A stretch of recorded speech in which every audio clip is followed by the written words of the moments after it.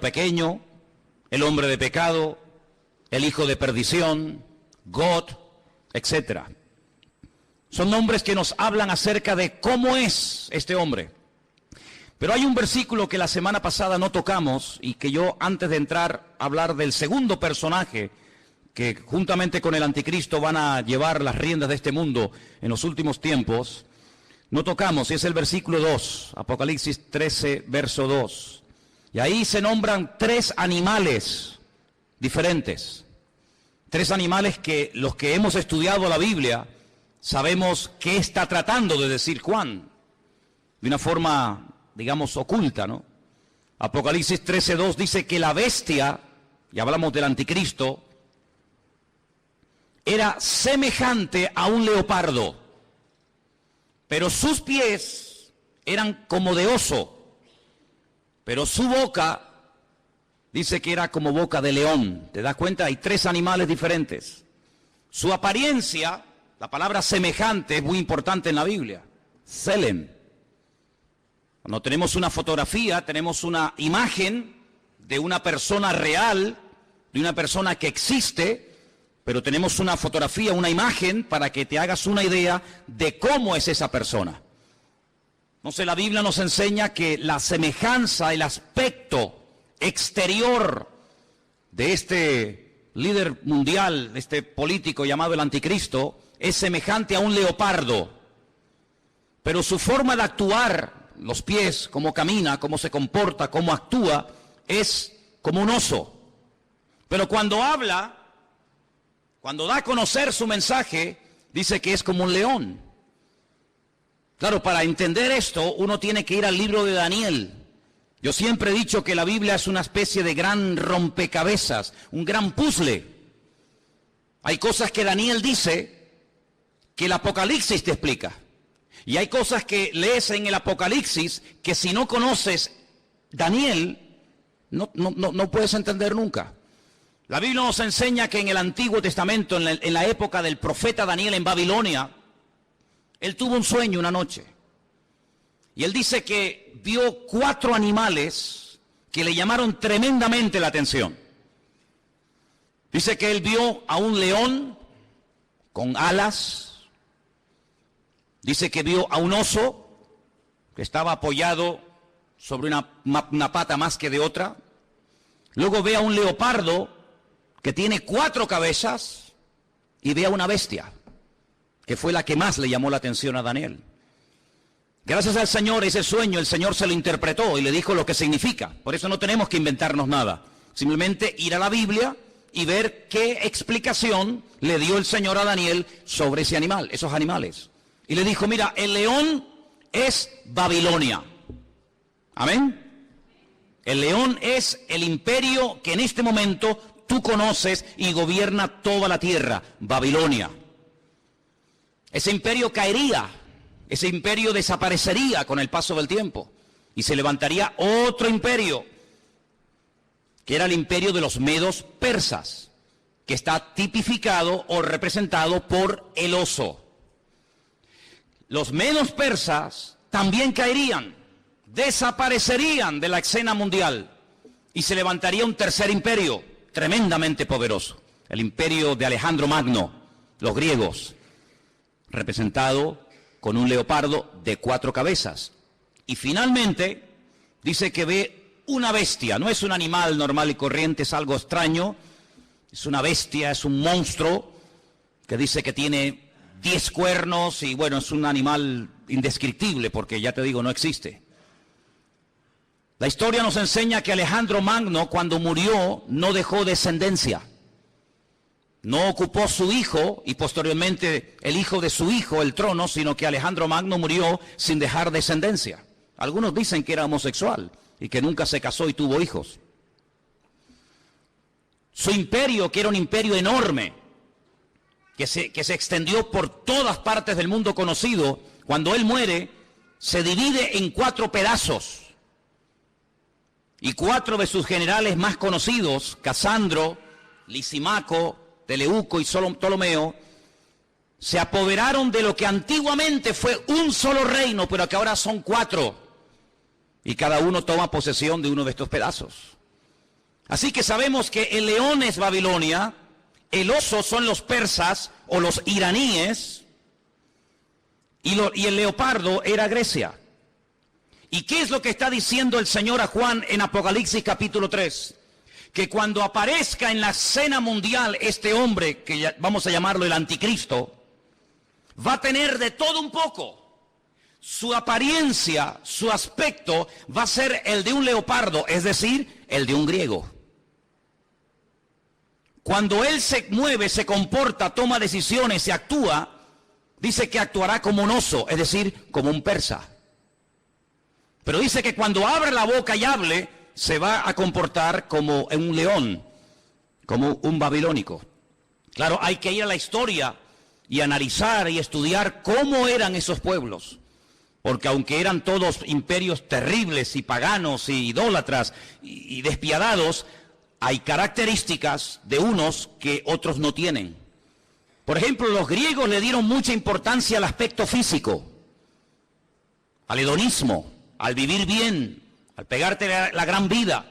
Pero cuidado, no eran ateos. Los griegos no eran ateos. Les recuerdo que cuando el apóstol Pablo fue a Grecia, a un lugar público llamado el Areópago, donde se compartían las enseñanzas, y allí estaban los filósofos de la época, el apóstol Pablo dijo: hoy paseando por vuestra ciudad, por Atenas, he observado que ustedes los atenienses sois gente muy religiosa. No eran ateos, pero eran religiosos.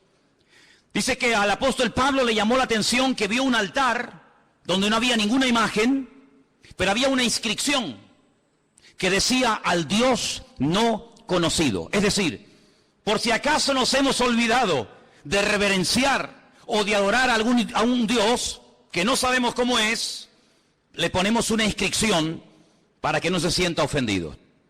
Luego, una de las características de los griegos era que le daban mucha importancia a la cultura, a la filosofía, a los deportes. Ellos fueron los inventores, los creadores de las Olimpiadas. Ellos le daban mucha importancia al aspecto físico. Llenaron toda Jerusalén y el mundo conocido de antaño de gimnasios. Le daban mucha importancia al culturismo, al aspecto físico. Pero también eran personas que tenían grandes problemas con la lujuria. La mayoría de ellos eran bisexuales, le gustaban tanto los hombres como las mujeres.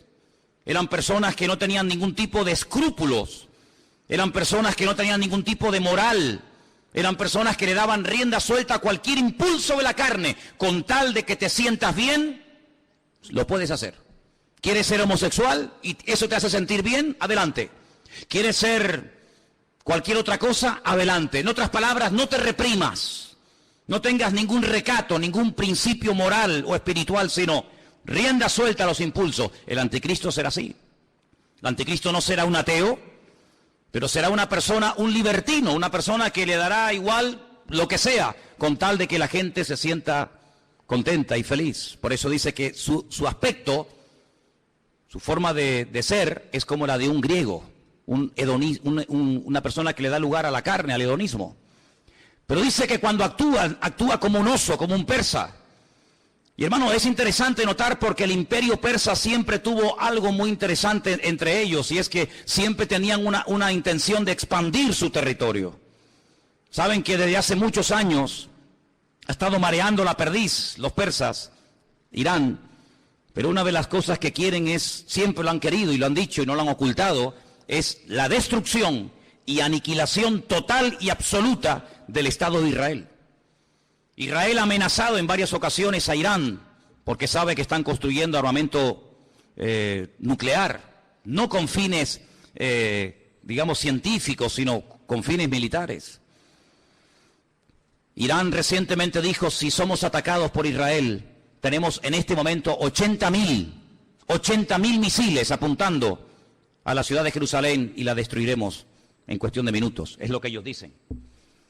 Por lo tanto, aunque aparentemente es una persona pacífica y educada y con una cultura tremenda, por otra parte, en su corazón es una persona que le gusta la guerra.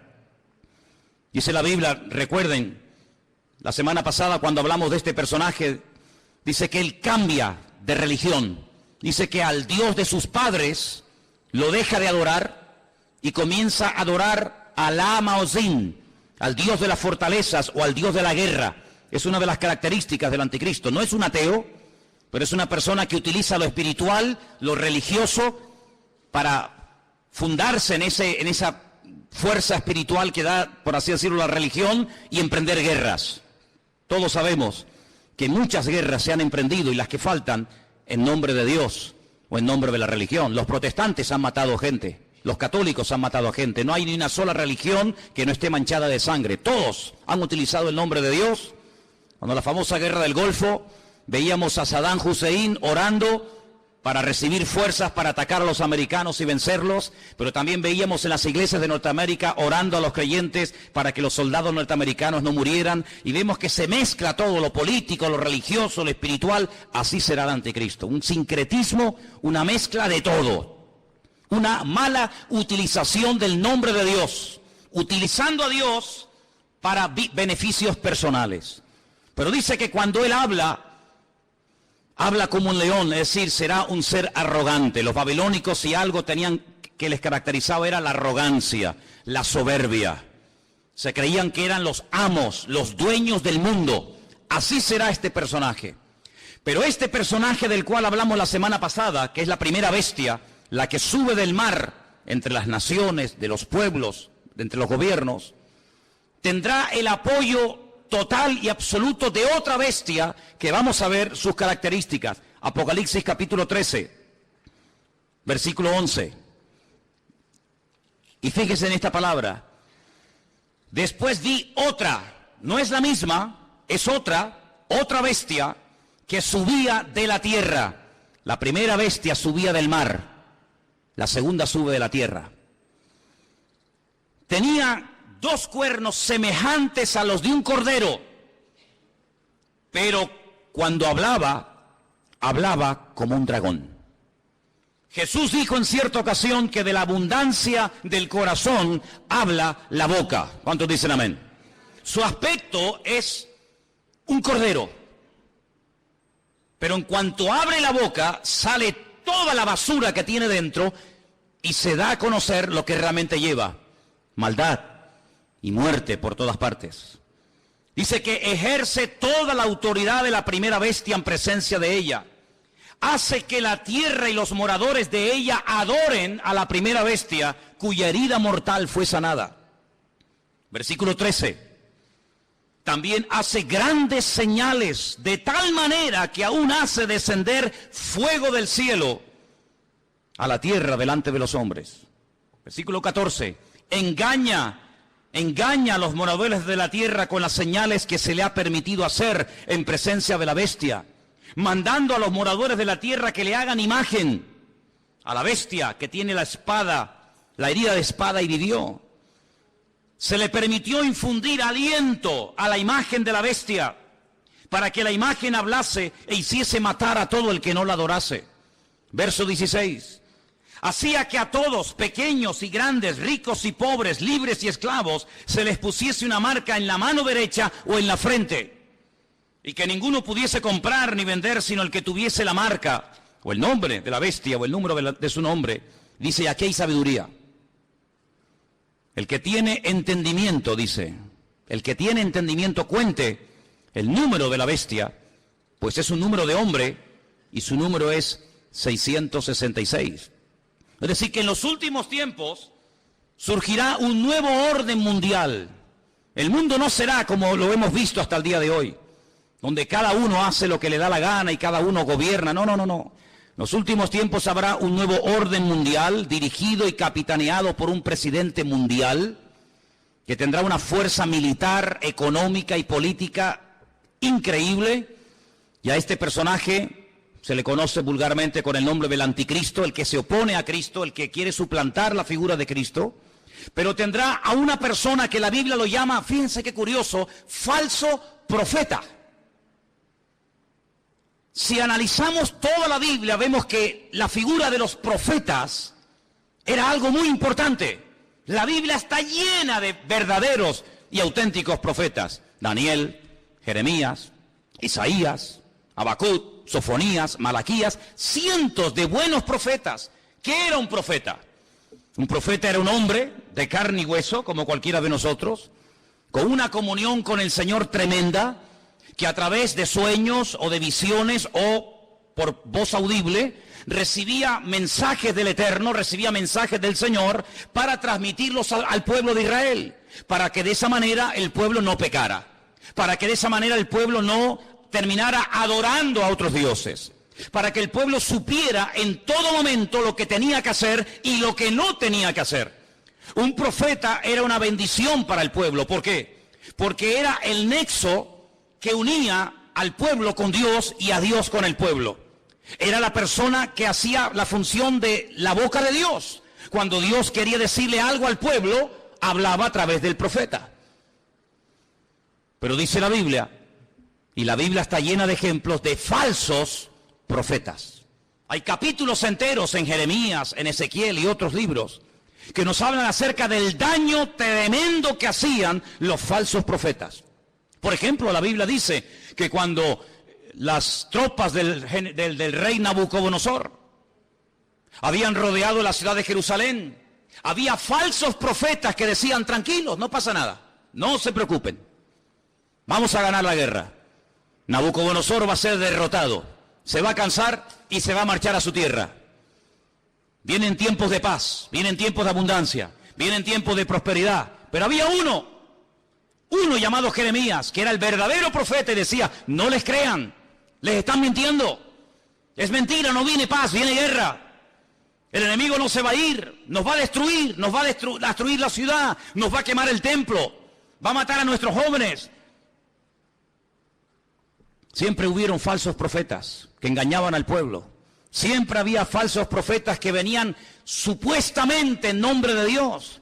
Y la gente, lógicamente, en muchas ocasiones le hacía más caso y prestaba más atención a los falsos profetas que a los verdaderos profetas. ¿Por qué? Porque el falso profeta decía lo que el pueblo quería oír. El verdadero profeta muchas veces iba en contra de la voluntad del pueblo. Por eso a la mayoría de los profetas los terminaban matando. ¿No dijo el Señor: Jerusalén, Jerusalén, que matas a los profetas y apedreas a los que yo te envío? ¿Cuántas veces quise juntar a mis hijos como la gallina junta sus polluelos y no quisisteis? La ciudad de Jerusalén pasó a la historia como una ciudad que mataba a los profetas. Porque los profetas confrontaban, los profetas hablaban claro, los profetas no eran aplaudidos, eran gente odiada. Era gente que muchas veces tenía que vivir totalmente dependiendo del Señor, porque los querían matar, los querían torturar y querían taparles la boca a cualquier precio. Y curiosamente dice la Biblia que el anticristo tendrá el apoyo incondicional de un hombre que no va a ser un político. Recuerda eso, el falso profeta no será un político, será una persona que se encargará fundamentalmente de 4 cosas. Primera, lo hemos leído, versículo 12, hará todo lo posible para que todas las naciones de la tierra reconozcan la autoridad y se sometan a la autoridad del anticristo. Es decir, no atrae la gente hacia sí mismo, sino que atrae la gente hacia el anticristo. Es decir, será en relaciones públicas del anticristo, el que le hará la publicidad, la propaganda, el que irá por los platós de televisión, por las emisoras de radio, el que dará todo tipo de ruedas de prensa y de respuestas a las naciones, presentando a este hombre como la alternativa real y genuina que el mundo necesita. Les puedo asegurar que será conocido en todas partes de la tierra. Un hombre carismático, un hombre que sabrá llevarse bien con los árabes, con los judíos, con los musulmanes, con los católicos, con los evangélicos, con los ateos, con todo el mundo. Un hombre con un don de palabra extraordinario y un hombre que lo que pretende es desviar la atención de la gente hacia el Dios vivo y verdadero y llevarlos a la ruina, diciéndole a la gente: este hombre es lo que el mundo necesita. Este hombre es el que va a solucionar los problemas de la crisis, del paro, los problemas económicos, los problemas entre palestinos y judíos. Este lo va a solucionar todo. Primera función del falso profeta. Segunda, versículo 13, también hará grandes señales. La Biblia no dice qué tipo de señales hará, pero curiosamente menciona una que es tremendamente poderosa. Y dice que hará descender fuego del cielo a la tierra delante de los hombres. Solamente hubo un hombre en toda la historia de la humanidad que en un momento oró y cayó fuego del cielo, demostrando que el Dios que él adoraba y honraba era el verdadero Dios, y era el profeta Elías. En el Monte Carmelo, dice la Biblia que allí hubo una confrontación del mundo de las tinieblas contra el mundo espiritual, contra el mundo del Señor. Y el profeta Elías dijo, la respuesta no tiene que ser a través de un sueño, la respuesta no será a través de una visión, a través de un ángel, sino la respuesta tiene que ser algo contundente y visible a kilómetros. Y allí en lo alto de ese monte en el que hemos estado en cantidad de ocasiones, desde donde se tiene una perspectiva de una zona geográfica muy grande de Israel, allí él oró y dice que descendió fuego del cielo y 400 profetas falsos de Baal fueron degollados en aquel día. Nunca más nadie ha hecho eso. Bueno, perdón, una vez unos hermanos en el Nuevo Testamento, cuando fueron a entrar a una ciudad, a evangelizarla, a hablar del Señor, y no los quisieron oír, le dijeron al Señor, Señor, ¿nos das permiso para que oremos y caiga fuego del cielo y los destruya a todos? Y el Señor les dijo, no, queridos, yo no he venido a eso. Monarjes, hijos del trueno, no les dio autorización para que oraran, para que cayera fuego del cielo. Pero en los últimos tiempos habrá un hombre que por un poder satánico, por una unción falsa, pero poderosa al fin y al cabo, dice que tendrá la capacidad de sorprender a las naciones haciendo caer fuego del cielo. Será una de las muchas señales que este hombre haga. Así que primero intenta llevar a la gente al anticristo. Segundo, hará grandes señales. Tercero, versículo 14. Engañará a los moradores de la tierra con las señales que se le ha permitido hacer. Jesús dijo en Mateo capítulo 24, hoy se ha leído este capítulo aquí en el púlpito. En Mateo capítulo 24 dice que cuando Jesús salía del templo de Jerusalén, los discípulos le dijeron, Señor, observa, qué templo tan hermoso tenemos. Un templo maravilloso, es una maravilla para nosotros los judíos tener un templo tan bonito en nuestra ciudad de Jerusalén. Jesús les dijo, no quedará piedra sobre piedra que no sea destruida. Cuando ellos cruzan el torrente de Cedrón y se van al monte de los olivos, allí 4 de sus discípulos, 4 solamente, le dicen, Señor, ¿cómo? ¿Cuándo? ¿Cómo que va a ser nuestro templo destruido? Dinos, ¿qué señal habrá de tu venida y del fin del siglo? Y el Señor les da un mensaje tremendo que les animo a que lo vuelvan a leer en casa. Mateo 24, también lo tienen en Lucas 21. Y una de las cosas que repite reiteradamente el Señor es esta: mirad que nadie os engañe. ¿Cuántos dicen amén? Que nadie os engañe. Y curiosamente dice, porque vendrán falsos cristos. ¿Qué significa la palabra Cristo? Tanto que la utilizamos los cristianos, tenemos que saber lo que significa, ¿no? Viene de la palabra hebrea Mashiach, que significa ungido. Vendrán muchos falsos ungidos. Eso es lo que está diciendo. No solamente personas que dirán, que yo soy el Mesías, sino vendrán vividores, farsantes, personas que utilizando el púlpito de las congregaciones, personas que utilizando medios de comunicación como la radio, la televisión, etcétera, engañarán a muchísimas personas, utilizando tal vez la manipulación, utilizando tal vez los problemas físicos, emocionales o espirituales de la gente. Dice, y a muchos engañarán. Pero el Señor dice, mirad que nadie os engañe, porque no solamente vendrán falsos ungidos, sino también dice, falsos profetas. ¿Qué es un profeta? Un profeta es un predicador, ¿sí o no? Es uno que predica, es uno que proclama un mensaje, en este caso un mensaje bíblico, un mensaje de Dios. Dice, pues vendrán falsos predicadores. Y usted dice, pero hermano, ¿sabes lo que estás diciendo? Totalmente. Y ya han comenzado a proliferar por todas partes del mundo. Falsos predicadores, falsos evangelistas, falsos maestros, falsos profetas, que incluso a veces con milagros o con señales llegan a seducir y a engañar a la gente. Y no es algo nuevo, lo estamos viendo de hace 10 años a esta parte, en todas partes del mundo. Pero en los últimos tiempos habrá una persona que será el máximo exponente del engaño y de la mentira, que la Biblia lo llama el falso profeta. ¿Y qué podemos hacer los cristianos? ¿Tenemos la obligación de creer todo lo que los pastores dicen? ¿Tenemos la obligación de creer todo lo que la gente predica en un púlpito? Rotundamente no. La Biblia nos enseña que cuando una persona proclama el Evangelio, y más cuando una persona se llama o se autodenomina profeta, la congregación, la audiencia, el pueblo que escucha el mensaje, tiene que filtrar, tiene que analizar, tiene que escudriñar si lo que este hombre está diciendo es palabra de Dios o es falso. No se puede decir amén a cualquier enseñanza, hermanos. Yo soy vuestro pastor hace 14 años en esta iglesia. Pero el día que yo me aparte del Evangelio, el día que yo me aparte de la verdad, el día que yo les enseñe algo falso, no me crean, no vengan más a este lugar. Porque la Biblia nos enseña que la oveja tiene la obligación de rumiar la comida antes de tragársela. ¿No hablamos hace poco de una de las características de las ovejas? ¿Sí o no?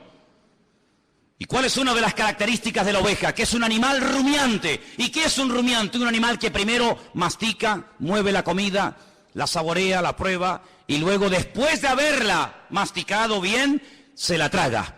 Y esa es una de las características que tenía que tener un animal limpio para poder ser ingerido. El Señor dijo que tenga pezuña y que sea rumiante. Y el Señor quiere que tú seas, permíteme la palabra, un rumiante. Una persona que diga, un momento, te he oído, he prestado atención, he tomado buena nota. Perfecto. Déjame analizar a través de las Escrituras si lo que tú hoy nos has enseñado, si la palabra que nos has traído es bíblica o es mentira y es falsa.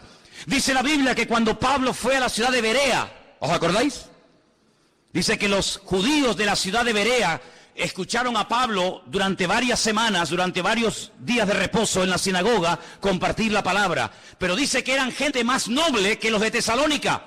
¿Por qué dice la Biblia que los judíos de Berea eran diferentes a los judíos de Tesalónica? Dice, porque ellos comprobaban cada día en las Escrituras si las enseñanzas que el apóstol Pablo le daba a la congregación eran palabra de Dios o no eran palabra de Dios. ¿Cuántos dicen amén?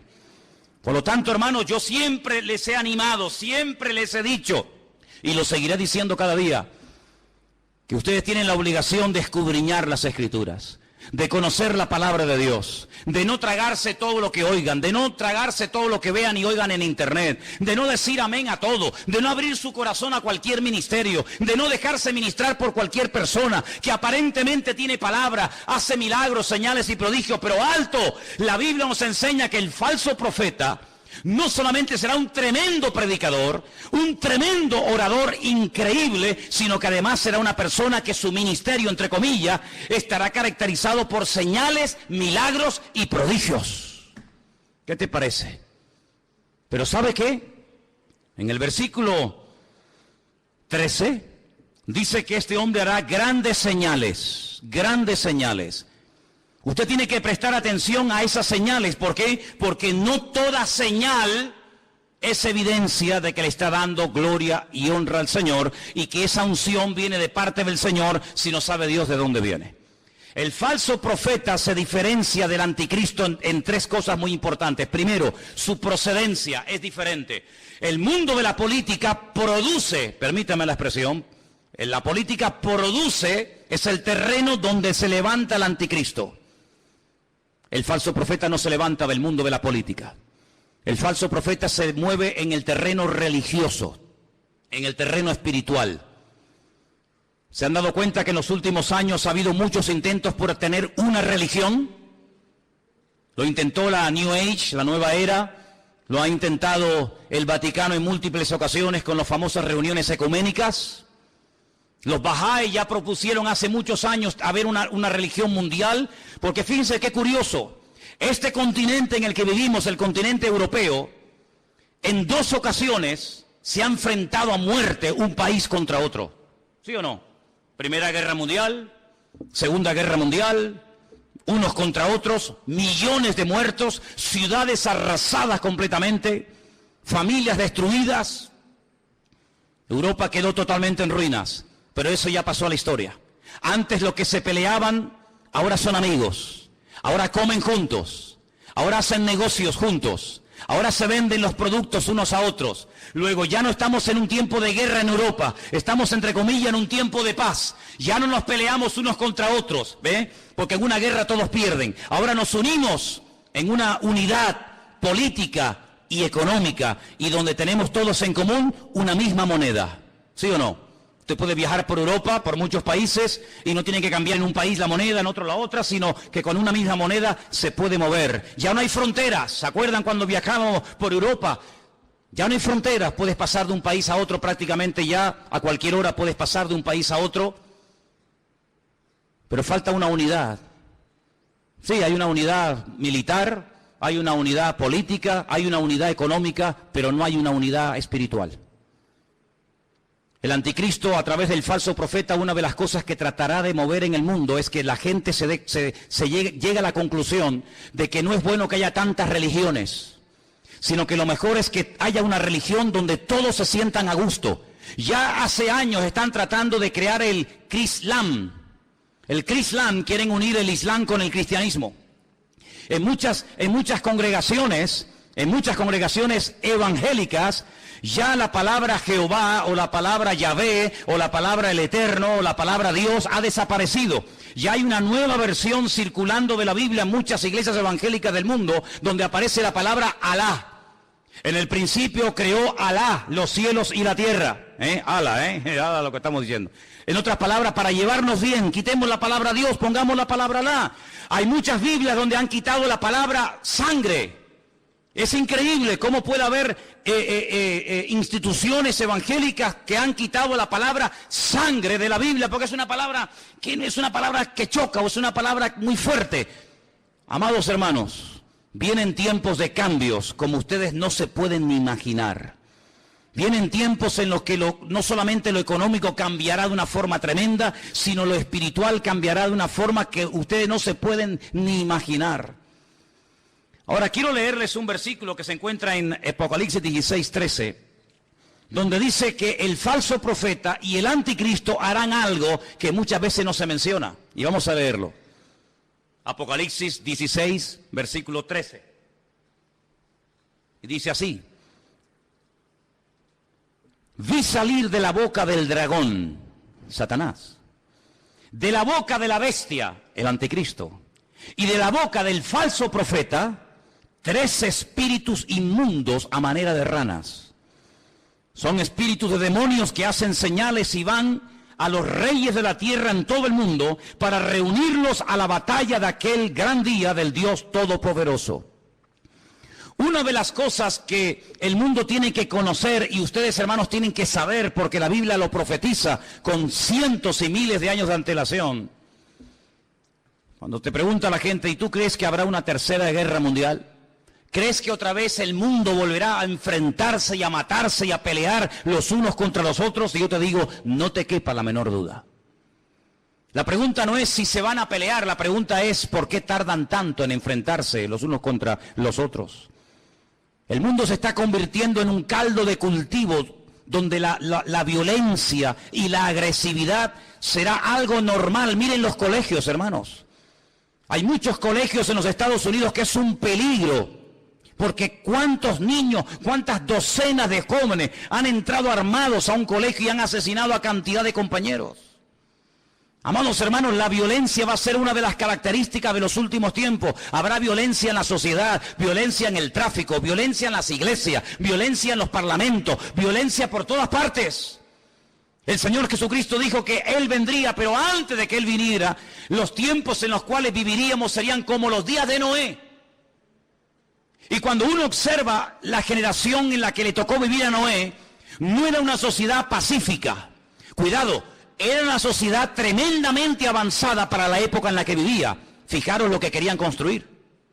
En la época de Noé se quiso construir el edificio más alto del mundo, un zigurat, una torre que llegara al mismo cielo, a la misma presencia de Dios, con el objetivo de demostrarle a Dios que a través de la tecnología de la época, el hombre era capaz de desafiar al mismo Dios y de llegar a su presencia no a través del medio establecido por Dios, sino a través del medio de la mente humana.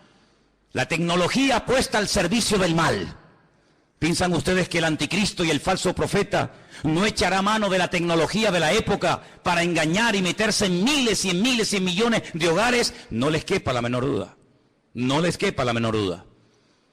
Así que en los tiempos de Noé no fue como en los tiempos del diluvio.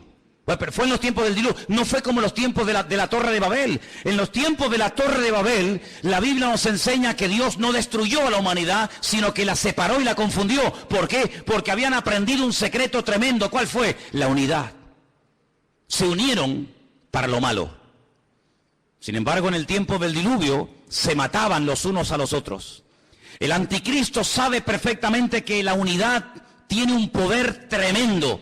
Por eso él lo que intenta es unir religiones, unir filosofías, unir diferentes estilos de vida para llevar a este mundo a la ruina y a la destrucción total. Una de las cosas que el hombre ha intentado y lo está consiguiendo desde los tiempos de la Edad Media es desterrar la palabra Dios, la palabra Biblia del vocabulario del ser humano. Hoy en día se oye hablar muy poco de Dios, muy poco de Biblia. ¿Por qué?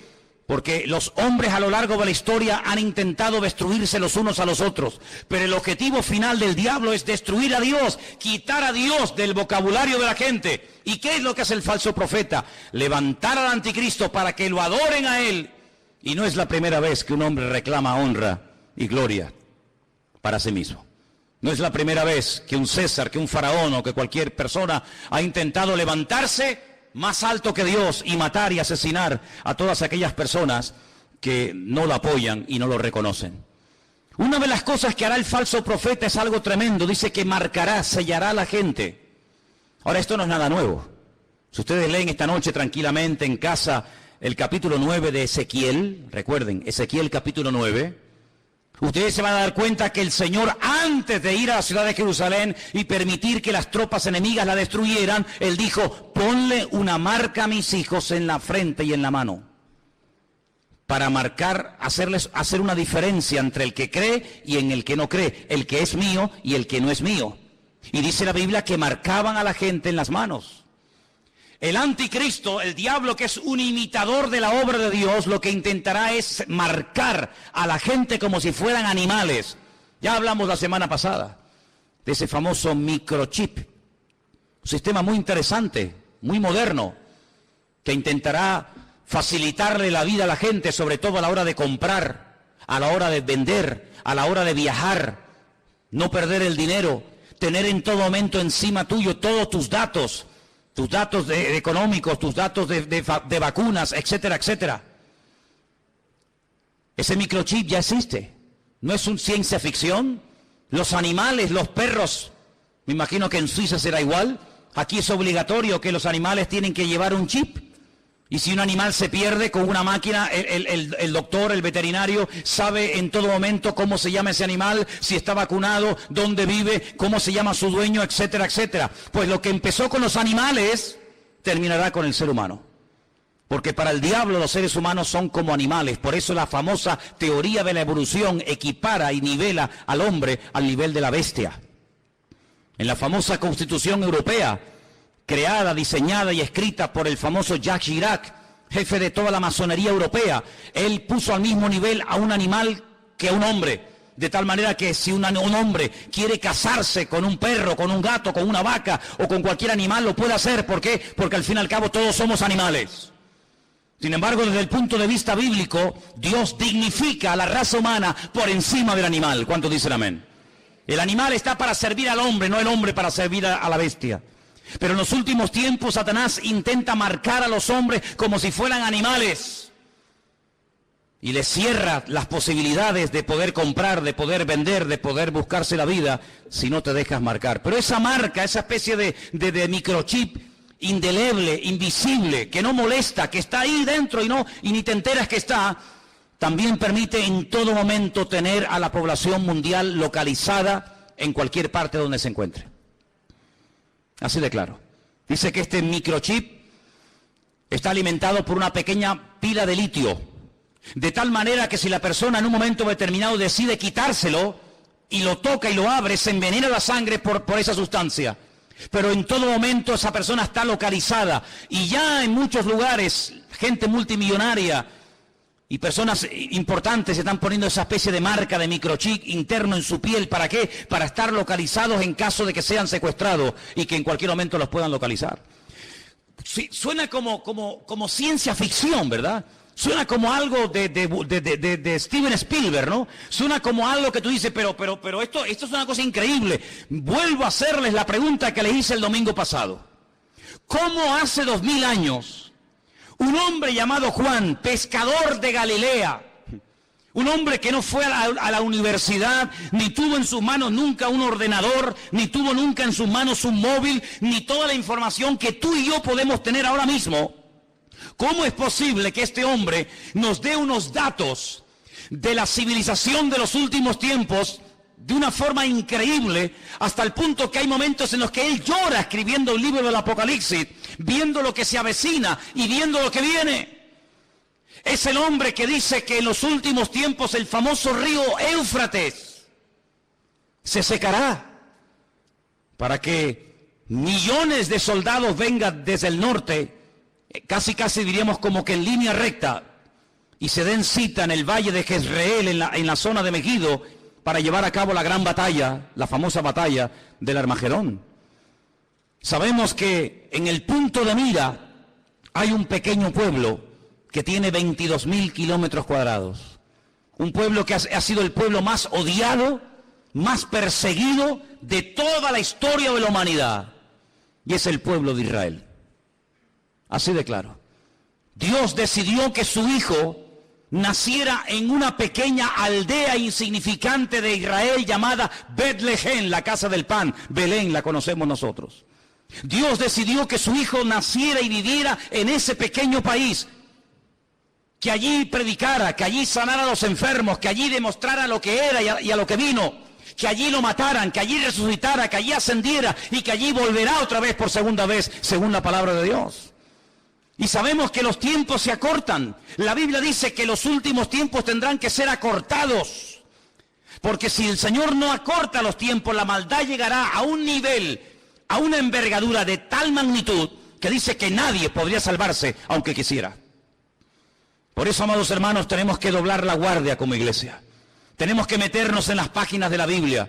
Tenemos que conocer lo que dice la palabra de Dios acerca de los últimos tiempos. No dejarnos engañar, no dejarnos seducir, no dejarnos atraer por cosas que aparentemente son muy atractivas, muy bonitas y maravillosas, pero que su fin, dice la Biblia, pueden ser caminos de muerte.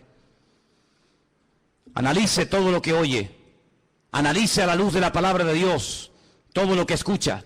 Porque la palabra de Dios nos enseña que los últimos tiempos serán tiempos de engaños, tiempos de falsas profecías, tiempos de falsos milagros. Ahora bien, la gente está tan necesitada, tan desesperada, que se agarrarán a un clavo ardiendo con tal de salir de su desesperación.